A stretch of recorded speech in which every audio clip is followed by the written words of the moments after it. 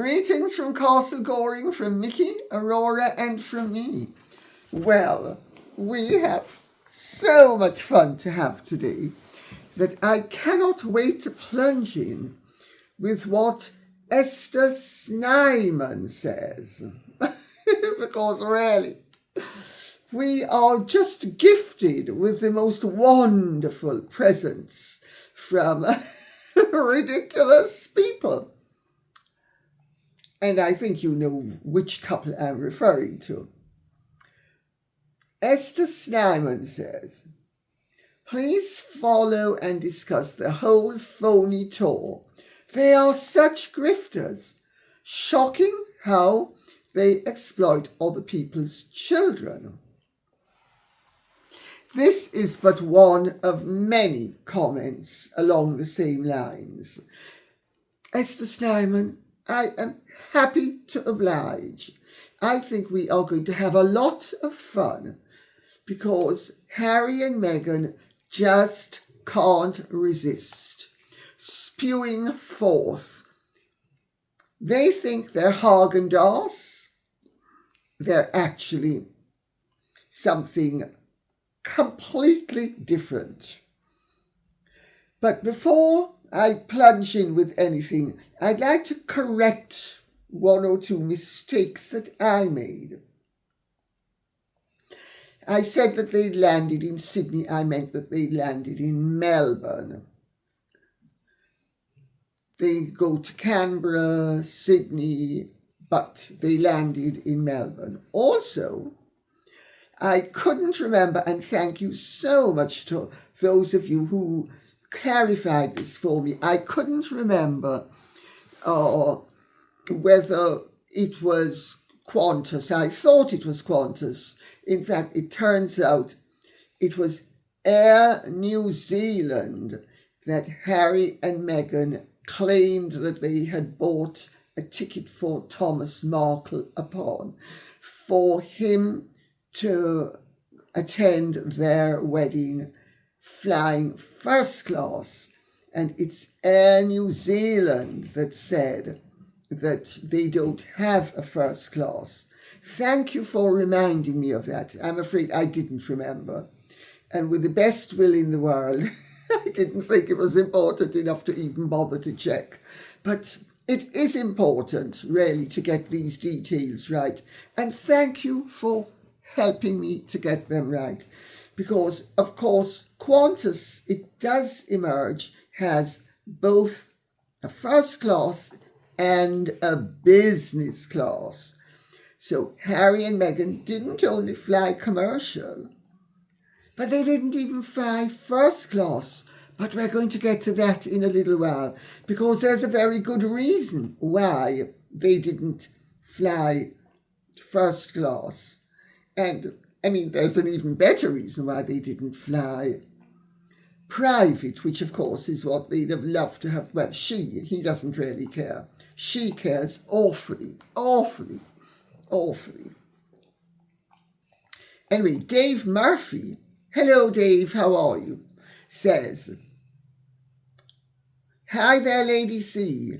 I cannot explain in words adequately how incandescent with rage Australians are at this visit and the fact we, the taxpayer, are partially funding this tour. People are struggling with the cost of petrol, rents, food, and the fact that the taxpayer is paying reportedly tens of thousands. But I can tell you the bill is actually hundreds of thousands of dollars for this faux tour. Now, may I interject at this point and say, I know who Dave Murphy is, and Dave Murphy is reliable. So let me continue. Especially with the lack of crowds that are turning up. There are no crowds. There are, and I interject again, there are people who have been paid to show up, but there are no crowds. Oh, Aurora, please come and give Mutty licks on her cheek, because Mutty is really going to have several tears left and right eye. Truth be told, Australians are still angry at the lack of respect shown when they were lost here in 2018 with the outrageous throwing of tea at the Governor-General's staff member and the complaint of not being paid. Hell hath no fury like a cranky Australian. I have eyes on the ground here, and with my work I'm privy to some details like the cost, and it is not an understatement that the crowd turnout is abysmal. Take care, sending love, Dave. Well, I think it's useful to go back to how this whole tour came into existence. Marcus Anderson is a friend of Meghan's, and he is a friend of Gemma O'Neill.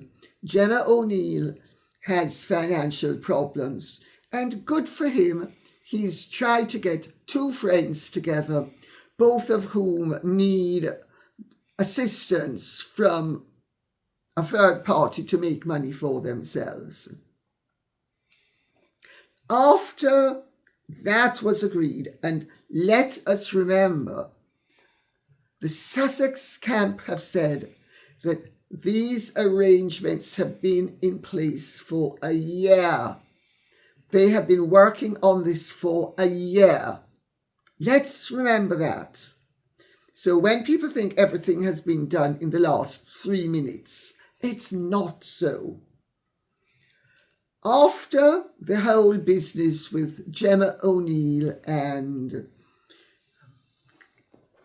come and let me show you how you can hustle those buns and hopefully make some money. I know all about making money and hustling my buns, and I think you should follow my example, because you too could become a disgraced duchess. Oh, sorry, an adored duchess. Oh, I don't know why my mouth keeps on slipping. It's so awful. Anyway, after all of that was organised, then MasterChef was approached. MasterChef is a tack-on, which MasterChef quite rightly agreed to do. Now, MasterChef doesn't actually need Meghan. Meghan needs MasterChef more. But MasterChef thought, oh well, and this is where bongo drums come in. MasterChef thought it's going to be a coup.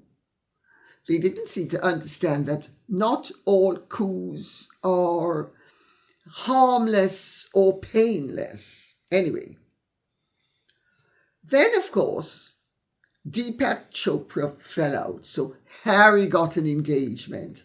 Harry, the expert on bullying in the workplace, is giving a lecture on mental health in the workplace, which means a very good working environment. Harry knows all about good working environments. Let's remember, there is an extensive report at Buckingham Palace about Harry and Meghan's behaviour. Not only Meghan's, Harry and Meghan's behaviour, because Harry was backing her up. All about good mental health and the good treatment of underlings. Oh, sorry, my mouth is slipping. Not underlings. Rabble. Oh, sorry, not rabble. Slaves. Oh, sorry, slavery was abolished in 1833 and implemented between 1834 and 1838 in the British Empire. So, so what is it? Employees. Finally, I have alighted upon the correct word, having been shuffled down Meganian alleys as my mouth was slipping in all sorts of directions. Unbelievable, isn't it? Anyway, after all of that was done, Sunshine Sacks has helped to organise boots on the ground, and they have also pointed out to Harry and Meghan, and Harry's perfectly happy with this because Harry he's not really comfortable with the marching, but Meghan is not comfortable with the humanitarian aspect. And it has been pointed out to them that they need to clean up their profiles. And so they have needed to come up with humanitarian, shall we say, forays, or shall we say spectacles, or shall we say displays, or shall we say exhibitions, or shall we say shows, all of which indicate such sincerity that I tell you, I'm going to start to collect those $3 bills that Meghan and Harry are so specialised in creating. Anyway, that, of course, has been to avoid criticism for their flagrant commercializations, which are against the rules governing royal conduct. Let's remember the Lord Chamberlain's regulations, which apply to all royals who still have royal titles, and even those, presumably, who don't, because Prince Andrew, as that was, is still royal, even if he's no longer Prince Andrew. And let's also remember that Harry has boldly asserted, I think it was day before yesterday, maybe the day before that, he said it plain as day.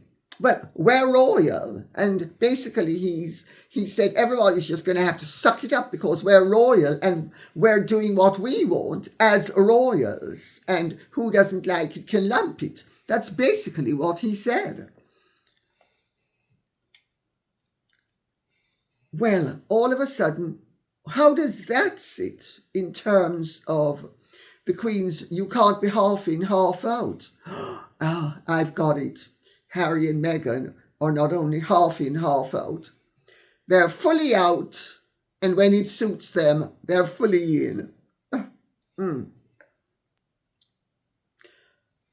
Ella says she has merged all her clothes on AI Shop or Al Shop. I don't know which one it is. Sorry, I'm not very good on all of this sort of stuff. Disgusting. Yes. Everything she's wearing is posted for sale. I wonder when she's going to be posting her undergarments for sale as well. Maybe she doesn't wear any. Maybe she likes the air to flow free and she doesn't want any interference with the fact that, well, let me put it this way. Maybe she doesn't want everything to be at one remove when it can be at, well, easy access, just in case she needs to somehow utilize that which she possesses. You see, she and Harry have such a great love story. Such a great love story. Isn't it touching? But actually, fun and joke aside, they are at the moment getting on better. Adversity is proving to be a very good, shall we say, trauma bond. Of course, it won't last long because their sort of relationship is very up and down. And when the Meghans of this world don't need the Harrys of this world, discarded. Remember? Adoration, denigration, discard. The 3 stages along the route from Narcissus to Echo. But can you imagine? She's wearing clothes and immediately putting them up for sale.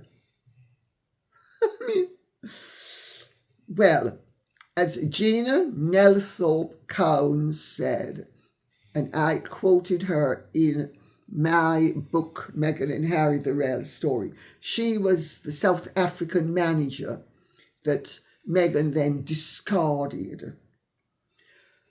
But she's the one who organised things in such a way that Meghan was actually able to meet Harry. But of course, whenever Meghan should be grateful to somebody, she discards them. So she's so appreciative. It just brings tears to my eyes. Anyway, let me move on to what Bitter Beauty says. Another day, another photo shoot. This time we had Saint Meghan. Oh, Bitter Beauty, I'm so glad that you've noticed that Meghan has graduated from a goddess into a saint. Well, a demigoddess.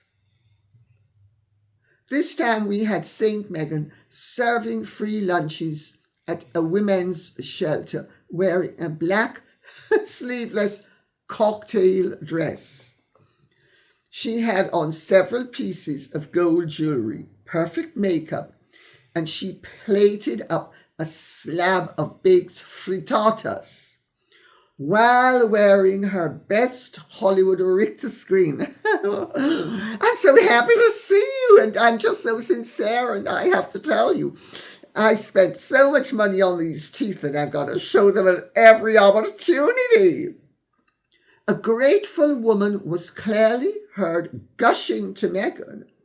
You look amazing. You look phenomenal.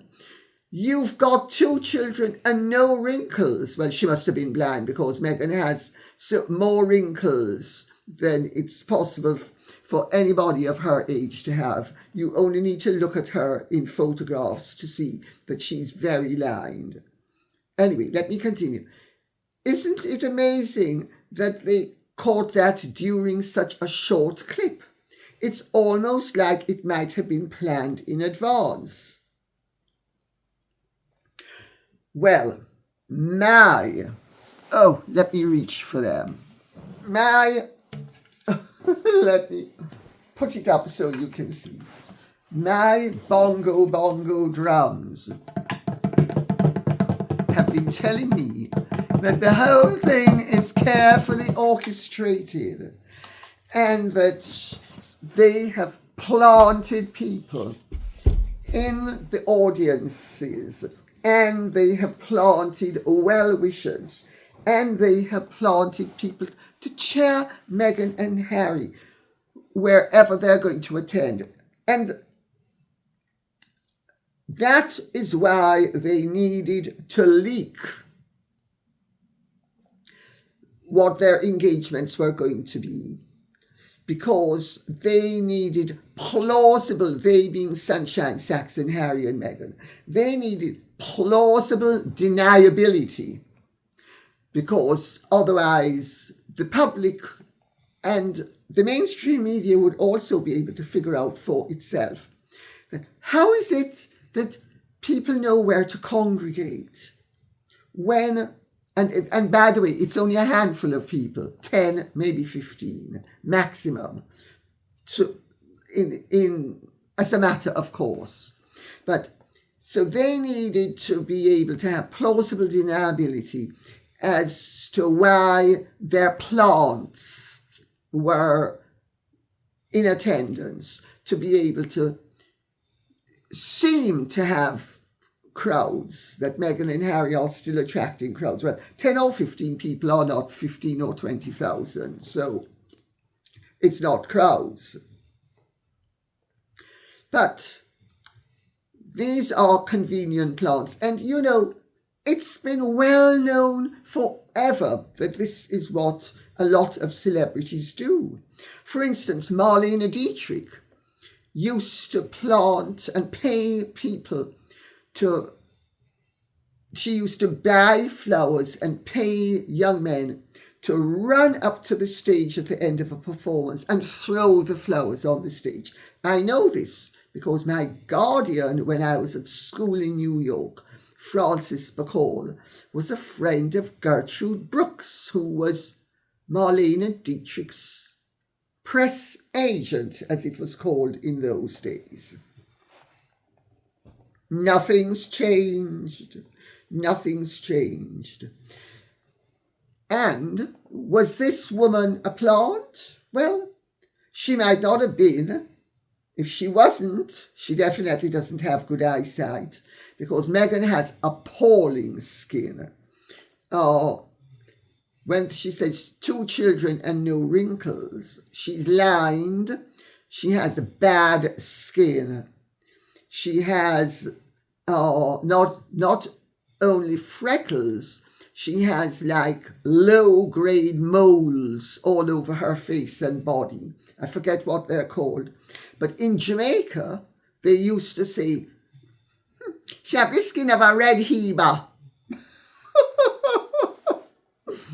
So, and yes, she does have the skin of a red heber. And that's not exactly good skin. So, sorry. And wasn't it extraordinary that they were just there, the photographer, just to capture that moment? Rather like the way they were able to capture that poor unfortunate Sussex squaddy, whose name I'm not going to mention, but I've mentioned it before. Remember the one who's followed Meghan and Harry all over the world, and her reward was to be used as proof of being a stalker so that Harry would be able to hopefully get restored his permanent, at taxpayers' expense, security, notwithstanding the fact he doesn't work as a royal. Prince Edward doesn't get it. Princess Anne doesn't get it. And she is the hardest working royal of all. But Harry wants it all the time. And they've orchestrated all of that. And also, let's not forget, this is an important detail to remember. The Cayley woman, whatever her name is, Cayley or something like that, some name like that, who is with Sunshine Sachs, and who was Meghan's link at Sunshine Sachs from when Meghan was at Suits, or on Suits, whichever one you want to call it.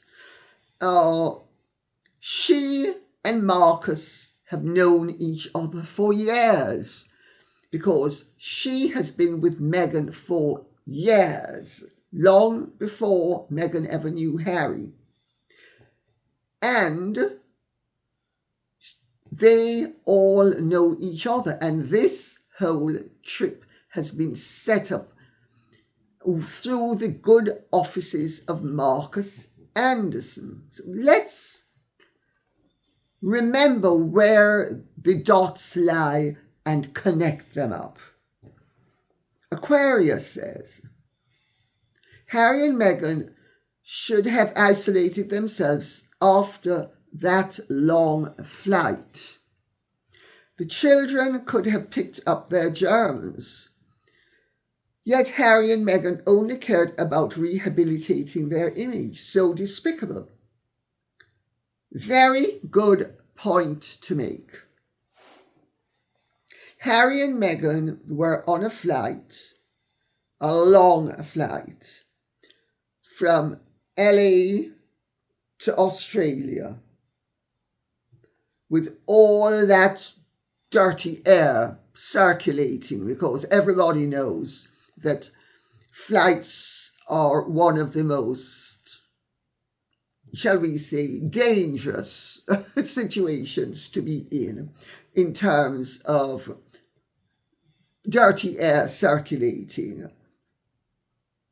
Of course, they would prefer to use another word, but I'm using the word dirty.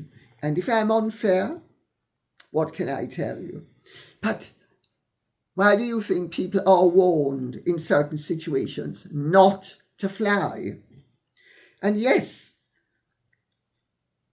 people in economy or in first class or in business, somebody could have had something and the air is circulating for several hours throughout the plane. It's not keeping the groups separate.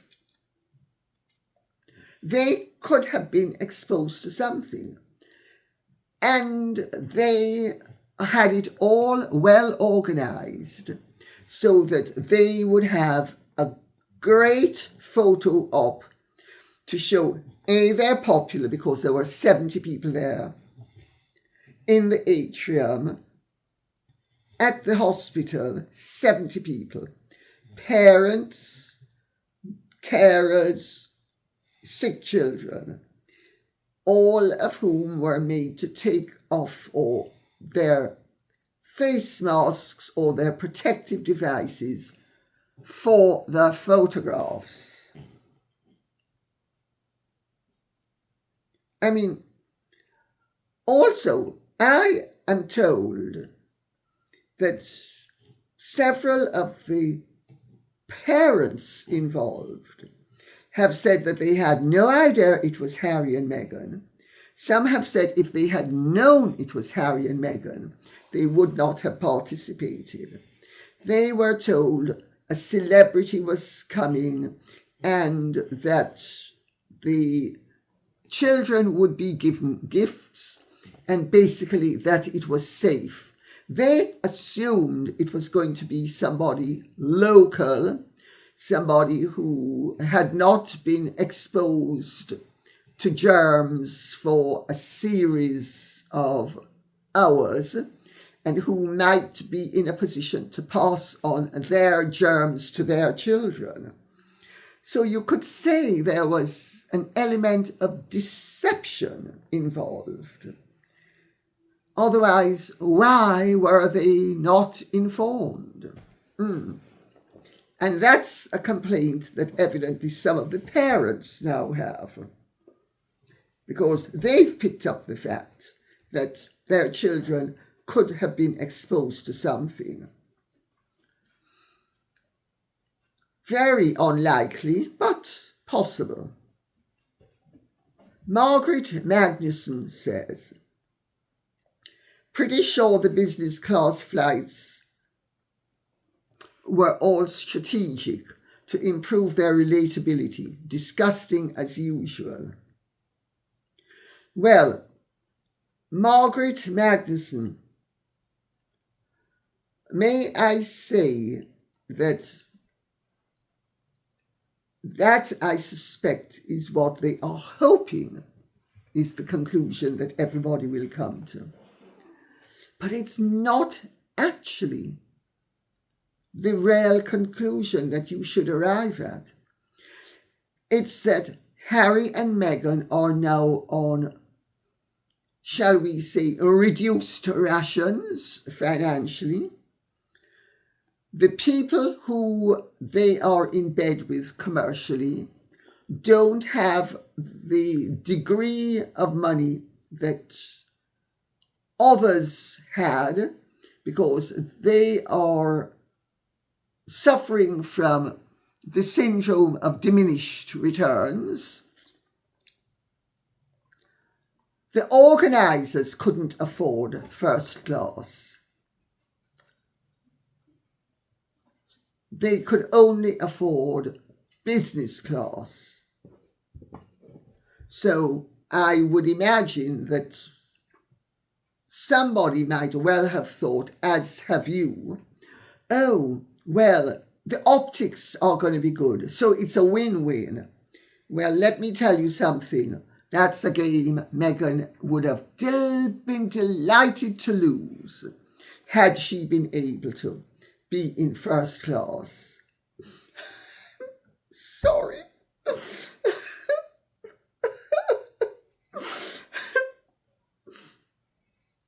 Too many tears left and right eye to cope with.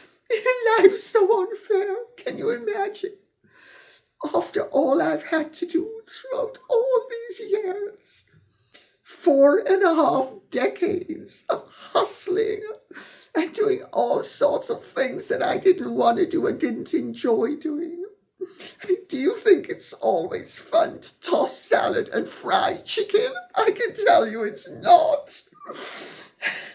I'm reduced to business class. I mean, and I'm classy. Classy is not business class. Classy isn't even first class. Classy is private jets. And I'm not allowed to be on private jets anymore because it's all his fault. I mean, if he hadn't attacked his family the way he did, and I know I did as well, but it's because I was desperate and I didn't know what I was doing. He should have rescued me and he didn't. It's just awful. It's always everybody's fault but mine. I'm sorry that I shouldn't break down like this. I shouldn't let you know how vulnerable I am, because I'm really not. I only cry when it's because I'm not comfortable. But otherwise, I don't care about anybody or anything except my own feelings. And first class? Can you imagine? Not even first class. It's just, after all I gave up for him, can you believe it? I mean, I opened his eyes to everything. The racism in the royal family, the racism amongst the British people, the fact that I was not embraced the way I wanted to be. And, I mean, I've been blamed for dispatching his grandparents and making their last years miserable. So what? I mean, who are they? They were just a Queen and a Duke of Edinburgh. I mean, come on. They weren't star of suits, woman of colour, proud, confident, the greatest star who ever lived. Norma Desmond Mac too. I gewalt.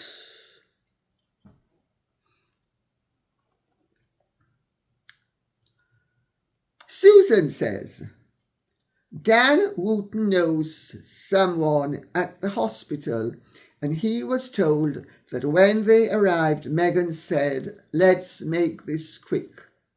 That would be one reason why the sick children were brought down to the foyer, to save the time sitting next to bedsides.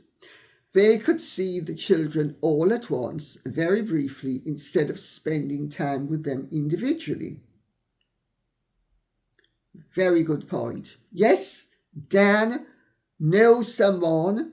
Dan did make the point yesterday, I think it was, on his show, that he was told that Meghan's rejoinder, really, or maybe I should say shot across the bow, warning, was, let's make this quick, sort of like, I'm here, we're here for our photo op. I'm going to pretend to be wonderful, and life's all about photo ops. Life's not about anything else but photo ops. The problem with this sort of behaviour is that people are onto it. And also, as I've always told my children, when in public, never say anything you do not wish to be repeated. You never know who is nearby, who is going to overhear, and you may not see them. And of course, this is precisely what has happened. So Meghan has been rumbled yet again. Sweet, compassionate, tungsten, hard-hearted, ruthless, empty, heartless Meghan. Rumbled yet again. But can you imagine the cynicism that is at the core of this woman's identity? I mean, the heartlessness is just beyond belief. I actually have some sympathy for Harry, because he will not want to, and most likely never will see, what a heartless hustler he has picked up, partly because she projects a different image and presents him with a different facade. I've said it before, and I'm going to say it again. I have seen a similar dynamic with my parents, where my mother, for however many years, it must have been over nearly 50 years, presented the reality of herself to my father, but also presented the facade tangential with and concurrent with the reality. So he never really knew what to believe, and given the choice, he chose to believe the best instead of distilling it and coming to the logical conclusion, which was that she was a monster. I have to say, Meghan strikes me going off her behaviour as a monster. And I have the benefit of knowing people who have known her whole life, as well as people who have known her more recently.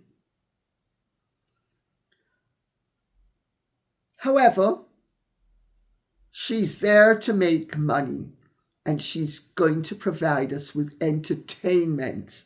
And I think we ought to grasp that nettle, run with it, and have fun with it.